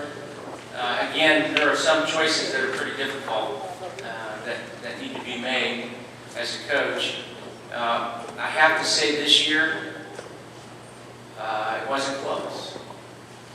We have one individual who demonstrated everything that I think a college athlete should demonstrate. Mental toughness on the field, an absolutely overwhelmingly positive attitude and personality, and someone that I think demonstrates what we would like each student athlete to demonstrate, both in the classroom and on the field of play. And this award goes to Jamie Getzell.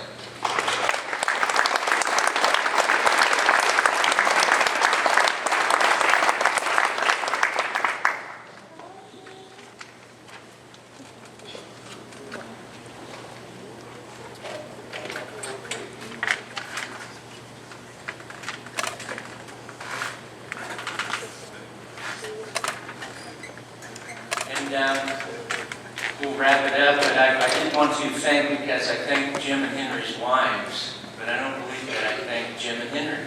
Henry Creels, just for your information, came on board with us this year on the men's soccer program, and I gave Henry a pretty complicated task, I thought, because Jim and I had struggled. We're old school. Jim's a Navy guy, and I come from the tradition of run until you fall down and pass out. Okay, that's kind of our upbringing.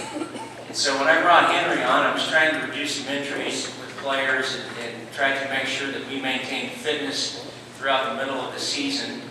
And so I asked Henry if he would be interested in working on some fitness programs.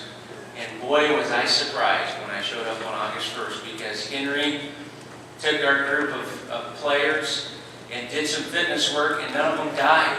That was the good thing in the process, because soccer is a very physically demanding sport. I'm not saying that other sports are not, but it's a lot of running. And so we had been plagued with some injuries here in the past few years. With Henry, as he came on board this year, we reduced our injuries by 80% with the training that he provided for us. And so we'd like to thank Henry for that. Jim, on the other hand, Jim and I have become two peas in a pod, and I think Jim, I tell all the recruits, Jim's the good guy, I'm the bad guy. Okay, so Jim has worked hard for me, and I have to tell you and say this publicly, because I believe it with all my heart. Jim is the most loyal person I've ever known, and I just want to thank you for all the work and dedication that you have put in as assistant coach here on the women's team. Thank you all.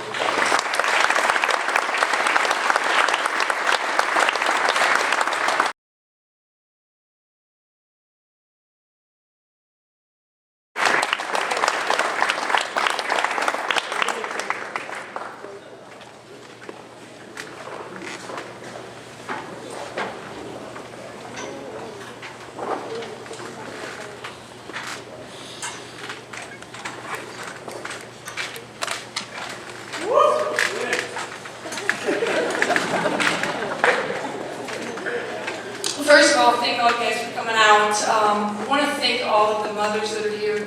My mom is very far away and got the pleasure of visiting with her on the phone today. So I want to appreciate all you guys for coming out on your special day and sharing that with us and Cougar Athletics.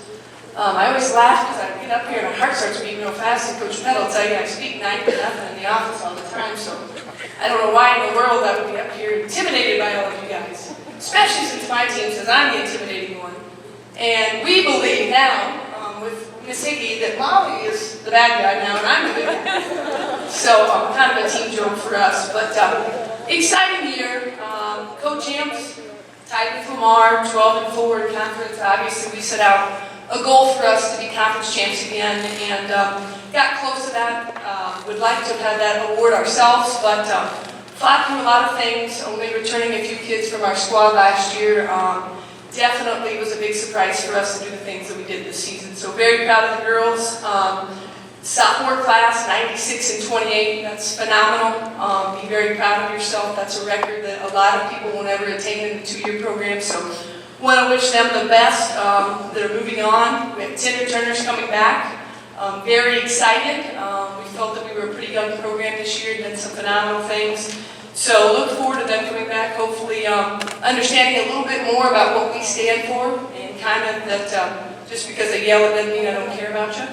I feel like this team had a ton of pressure on them to repeat and do the things that our squad last year did, and that was a big thing we tried to tell them all year was go out and set an identity for yourself. You know, don't feel like you have to do things that past teams have done, that each year it's about you individually, and they did a really good job of that. Dealt with some adversity. We had some off-the-field issues that were a struggle for us that we didn't really deal with in the past, and I thought that we handled that very well. So very proud of them. For some of you guys may or may not know this, 5 years in a row, unfortunately for Coach Ped, the young ladies have had the highest GPA on campus, so that's something that we really take a lot of pride in. Those long hours of study hall, going to class, seeing those wonderful teachers every day, and being in the classroom and having a good attitude. So very proud of them for that they compete hard both on the field and off the field. Felt like our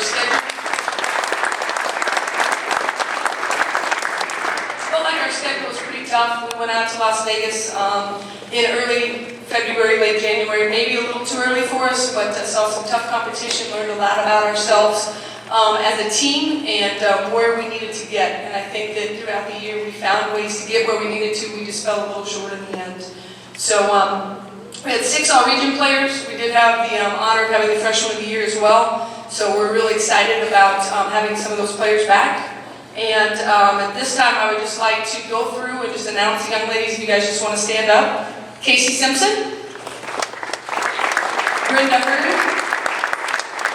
Dina Hagan, Alec Mosey, Megan Burnett, Stephanie Townsend, Tiffany Lucaville, Alyssa Hickey, Kelsey Garner, Kelly Pearson, Tanya Antincio, Katie Groves, Brittany Chacon, Shara Horsley, and Sophia Gomez. Just want to thank all of you for believing in what we do and working hard every day. And I know that Coach Molly and I's expectations are not always easiest. I know that sometimes you guys want a day off and we don't feel that you need a day off, or sometimes you don't want to get up and go to class, but you know, that threat of us looking through the window or your teacher calling, the day that it's hot, the day that it's raining, whatever it might be, I just want to thank you for always showing up with a good attitude and believing in the good or great, and that I just appreciate you working hard for us. So I also would like to thank my husband, who is, besides Coach Molly, she's my right-hand lady, he's my left-hand man, for just doing all that they do for me, on and off the field, keeping me sane when I think times are tough. And after hearing Trisha's speech, you know, we just lost last week and I thought it was the end of the world, and kind of had a pity party for myself all week and had to realize that, you know, there always is next year and there always is going to be another opportunity, and I've got some young ladies that are going to be able to help us make new goals and be able to achieve those goals. So I want to thank both of them for all the hard work that they do for us. So, team awards. We'll do our Cougar Pride Award first. This was kind of tough for us because we felt we had 2 or 3 different young ladies that could fit this award. She's kind of one of those young women that you don't hear a lot out of. She's not going to be the one giggling on the bus. She's not going to be the one that you have to get onto in the hotel rooms. Probably the funniest thing about her is she doesn't ever want to wear gray practice shirts because she's the one that sweats the most on the team. So we give her a lot of heartache about that. But she works extremely hard. For us, she was a pleasant surprise. She came here on recommendation from a buddy of mine, and she's exceeded our expectations by far. She was a member of our all-tournament team. First one to show up, probably the last to leave. She's never clean by any way, shape, or form. Works extremely hard. I almost didn't recognize her or any of the other ladies all dressed up this evening. But our Cougar Pride Award goes to freshman Brittany Chacon.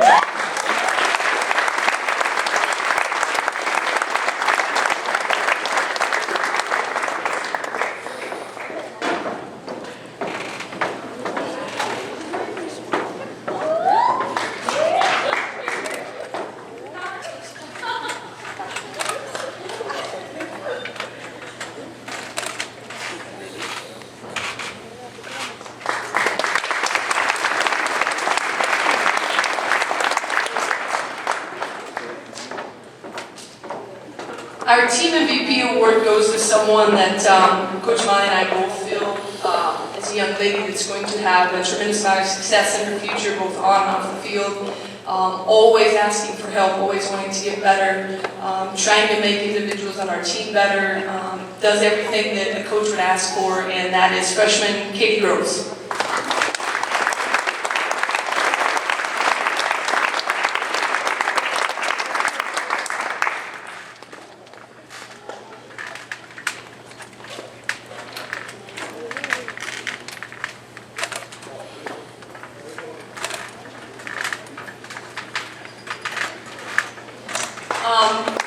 We would just like to thank all of them for their hard work and dedication, and look forward to having a great success again next year, and hopefully we'll see all of you. Thank you.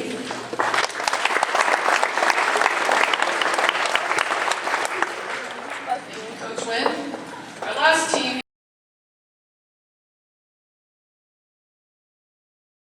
volleyball program, head coach Giovanna Mello, assistant coach Nicole Gonzalez. Giovanna, in her first year this year, has led our volleyball program to a 59-4 record and a third-place national finish, picking up where 9-year coach Chris Green left off when he left. I will say that the office has not been the same with her in the office. She's at the opposite end of me, and yet I hear every word she speaks. When she was here, she's those the Brazilians. One talks a little louder, one a little louder, one a little louder, until she ends up in the end always. And she's the only coach, I sent the script out so everybody knew what they were doing tonight, that complains. I'm last, she says, and I said, I don't know what the alphabet is like in Brazil. In America, V comes after the B's and the S's. So up next, our volleyball program.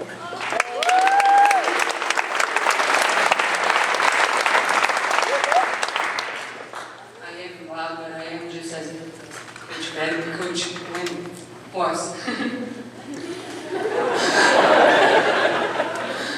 I first also want to thank everybody, thank our sponsors, thank our donor parents who've done so much for us. Just thank FBG, Doug, everybody, everybody that got every coach thank before. I guess it's kind of good to go last because you can just say whatever they said. But I also want to thank someone who I don't think anybody else for, and that's you, Pat. I think you do a lot for the athletic department, and not just for me, who had 300 questions when I first walked in, and yeah, she said we're opposite from each other, and I had to go, Pat, how do you do this? Pat, and sometimes I just call, and she's like, why are you calling me? We're right next to each other, but it's because I started getting tired of going there and asking questions. But I do want to thank you for everything you've done, not just for me and the volleyball program, but also for the other athletes and everybody else in the athletic department.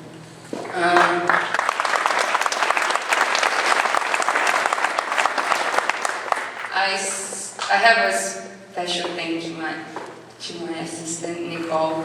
We were having an athletic meeting the other day, and I kind of said something that I didn't really mean to say, and all the other coaches just started making fun of me and just joking, and obviously, as they always do, just making fun of me because I can't speak and all this stuff. But I do want to thank you, Nick, for everything you've done for me. I know how hard this was for you.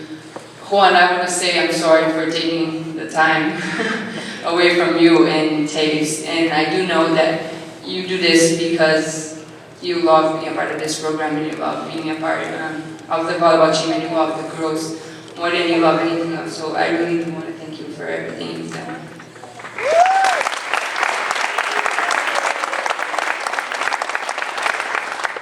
Now this season, I really never thought that someone in their first year could go through so much as I have this year. I never thought you could get that much gray hair in 1 year. I really didn't think that was possible, but it happened. But I also didn't think that we could do so well in our first year. As a head coach, nobody really believed me. Nobody really believed the girls. We had 2 girls returning who actually knew what they had gone through and getting a national title, and we had one girl transferring. The rest were all freshmen. So, yeah, we were a young team, and nobody really believed we would get to where we got, but I just think that they just did it together and they did it as a team. We didn't have as good a talent as we had, the past couple of years, as I've heard, but we did play together and we did become a team, and that's what I believe makes winning teams. I just think that you gotta learn how to play together, and that's what they did. And I want to thank the sophomore. I think without you guys, we probably would have not gotten as far as we did. You guys knew from playing 1 year what it take to get to the next level, and that's what you guys did with us. You taught them a lot, and so I want to thank and recognize our 3 sophomores. If you could please stand up.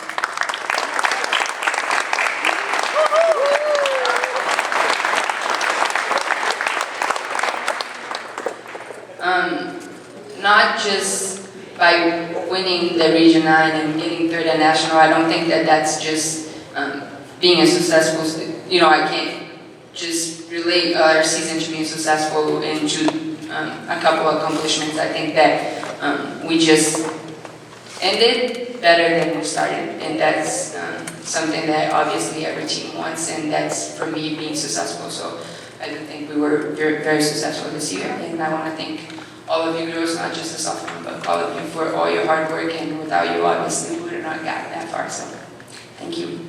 And thanks for being here. Now our awards. We're going to start with our Cougar Pride Award. This kid just puts a smile on my face every time I talk about her. She has probably about 300 questions every single day. I am not kidding. Question, question, question, question. But I do think that she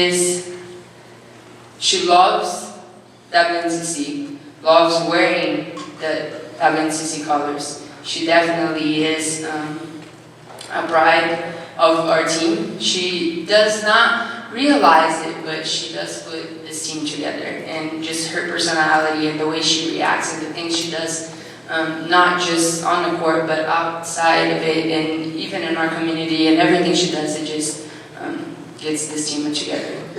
Brooke Blooming.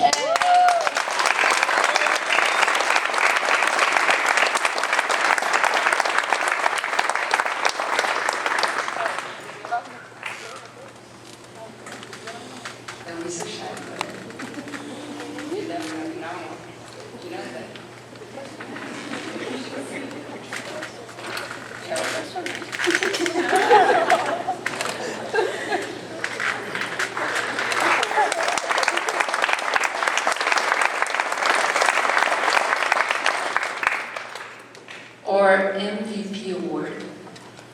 This person, I sat down with her once before our season started, and I told her, I'm going to give you a role.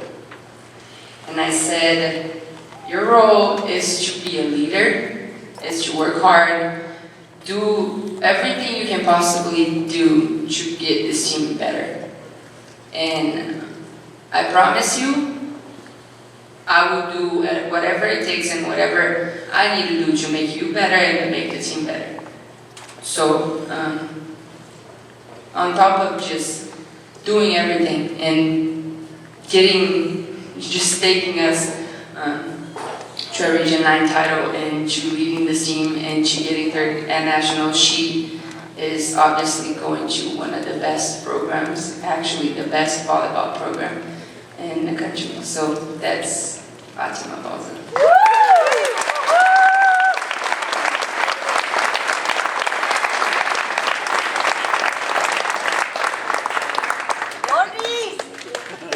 She does have this,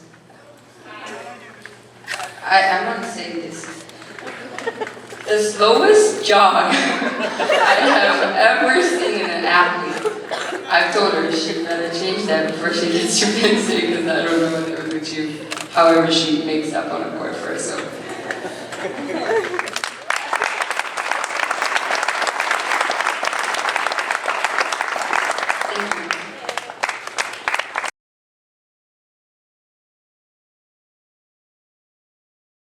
And discuss who they think has matured the most over the year, who shows the most leadership, being a female athlete on the field, on the court, where they're at, in the classroom. I go and talk to community members. Who's the most visible out there with the community? Who does a great job with the kids? Who's going to class? Who's this kid? Who do we need to nominate and give this award to within the year? This year, we voted on a kid. And I struggled with this a little bit because this particular athlete has got to be the only athlete in the last, this floor was put down in 1968. Never had any issues with the wood on the floor here at Cougar Palace. I walk into my basketball practice one day, I go down to the key at that end, picking a ball up off the ground, and this athlete has carved her name in my gym floor. Ms. Fatima Balza. I went to speak with her, told me she was just bored one night. She had a little night, just bored. So, I had a little hesitation with this award, but the community seems to agree with me. Our female athlete of the year is Fatima Balsa.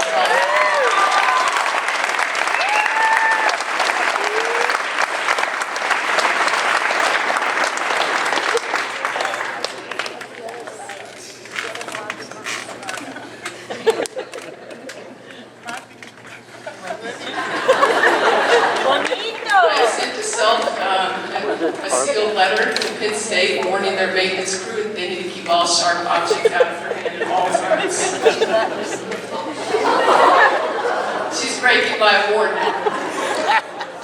Our female highest GPA award, I really strive to get our kids to make sure they understand that what you do in the classroom is as important as what you do on the court or on the playing field.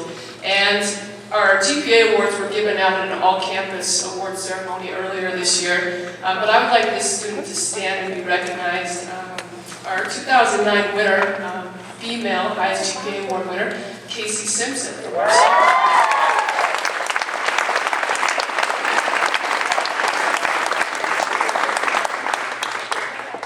Our male athlete of the year this year was kind of a tough decision. You know, I see a lot of young men come through this program. Every single kid comes through this program with hopes and dreams and where they want to end up in life. And this is just a stepping stone for where they're going to go.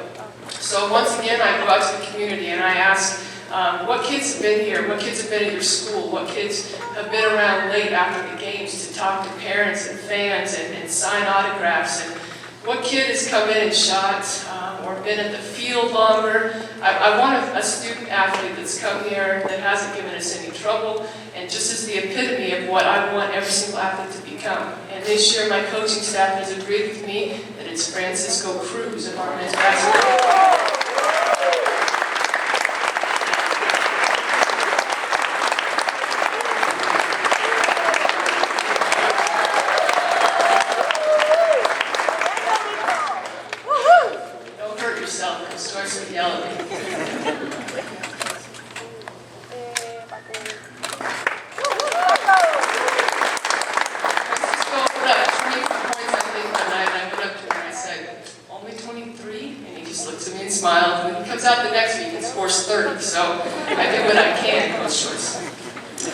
Our male athlete highest GPA award was also given out at our other banquet as well. But this athlete certainly deserves this, and I think this comes from a program that doesn't always get the recognition it deserves. This year's male athlete highest GPA award winner is Brian Dawson of our men's soccer.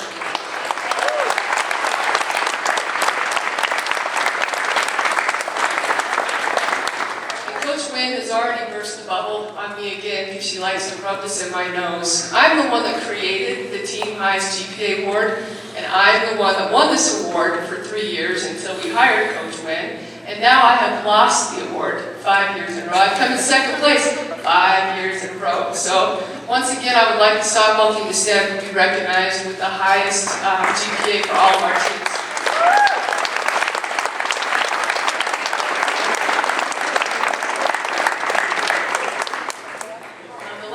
I want to to talk about a little bit tonight is an all-college award that's also given out in our other awards banquet, which happened to be before ours. I also created this award when we started this program about 8 years ago. We call this the Cougar Award. This award is given to a student athlete who has demonstrated great character and drive in the classroom, the community, and the playing field. This athlete is nominated by all members of the WNCC community. And that means anything from faculty, staff, coaches, anybody can nominate any student athlete for this award.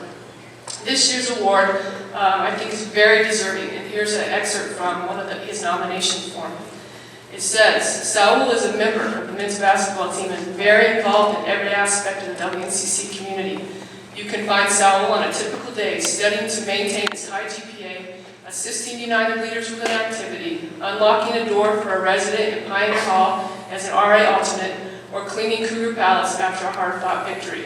Saul is polite, kind, articulate, and loves helping those in need. And I couldn't think of a better student athlete to get this award than Saul Torres for our men's basketball.